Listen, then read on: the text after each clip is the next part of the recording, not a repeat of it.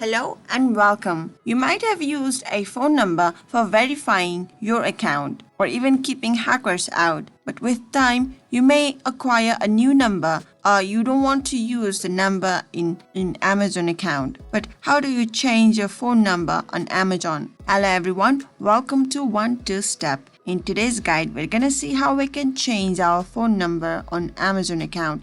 Well, that's pretty simple. All we have to do is navigate to amazon.com, and as first step, we need to sign into our account, obviously. And from there, we have this button right here. Hello Joy, this is my name, account and lists. Choose account under your account. If we click on it, we have our your account. And there is login and security. So let's select it. Under there, we have primary mobile number. I don't even have a mobile number set up. So this is giving me an option add. In your case, you might see change. So select it and enter a new number. From there, you will have your new number active for your Amazon account. If you found this video helpful, do give this video a big thumbs up. Still have any questions? Do leave them in the comment section. Until next time, bye-bye.